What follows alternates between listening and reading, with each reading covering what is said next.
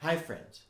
I've talked about the different factors that we all use in selecting one whistle over another. And I really feel like if you just run out and buy because a friend has a whistle or because the price is right, you're going to end up buying something else. So think about these factors. But today, I think it's important to say, I'm convinced you're going to end up buying more than one whistle.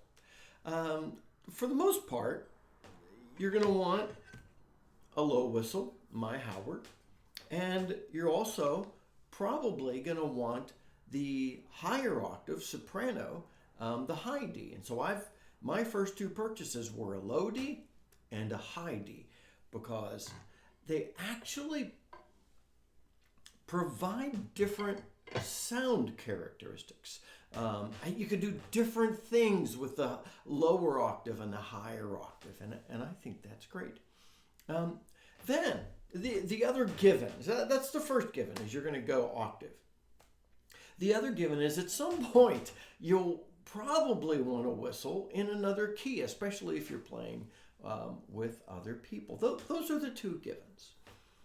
But as we think about adding another whistle, we want to think through those factors like volume, various characteristics of the tone, how much you can push a whistle, or how much you can't. For example, the Shush Pro has a great tone, a little traditional, but it's promoted as a quiet whistle. This is actually sold predicated on the basis that you're probably going to want this is either your first whistle or you're going to want another whistle. The assumption is just there that you're going to want a whistle to play inside that is more quiet than another, and it's still going to have a beautiful and delightful tone. I love, the folks at Howard. I have the balanced head, the chiff head, and the reed head. Basically 3 whistles in one, and I actually swap these whistles out depending upon what I'm playing to enhance the mood of the tune. If I want something that is has a slightly different depth of tone that can really be pushed hard on a slow air, I'm probably going to play my MK Pro. I was watching one of Phil Hardy's videos where he's promoting the Busker Low D. And his selling point for the Busker Low D was, I made this because you know that I like whistles that are have a little shizzle, I think is his word.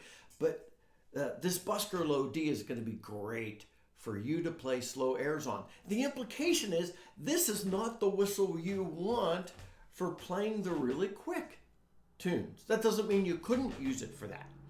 What you're likely to do is that you're going to have a go-to whistle for a slow air, and you're going to have a go-to whistle for a really fast tune. That's one of the reasons why when I'm providing reviews, it took me a little while to realize, but I've realized that sure, you want my opinion, but you don't care that much about my opinion. What you really want is for me to play the whistle and to describe the tone qualities of the whistle so that you can make an informed decision. Oh yes, I want that sound. But I want that sound for my quick tunes. I want that sound for my my slower tunes. And if you're playing with others, some whistles get lost in a crowd. Other whistles are going to stand out, and other whistles will blend. What's the situation, environment, and mood you're wanting to convey in playing a whistle? This is why, to be honest, we're going to end up with more than one whistle. So think about tone quality, volume, potential for expressiveness, What are you wanting to do with the whistle? And what you want to do with the whistle is going to determine the whistles you have. Now, I'm not promoting that we all go on a whistle buying spree. It's the last thing I want to promote. But I'm encouraging us to select carefully and realize, honestly, there is no one whistle that does everything. Even my Howard with the 3 heads still doesn't do absolutely everything. Now, it comes the closest of all my whistles. But select based on what you're after. And then realize that at some point you're probably going to buy another whistle to fill a gap.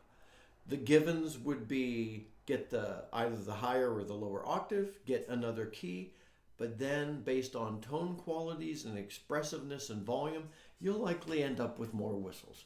So, my friends, choose carefully based on what you're after in a whistle. And when you get it, take the time to become friends with that whistle, to fall in love with it, and to play it for the purpose you bought it.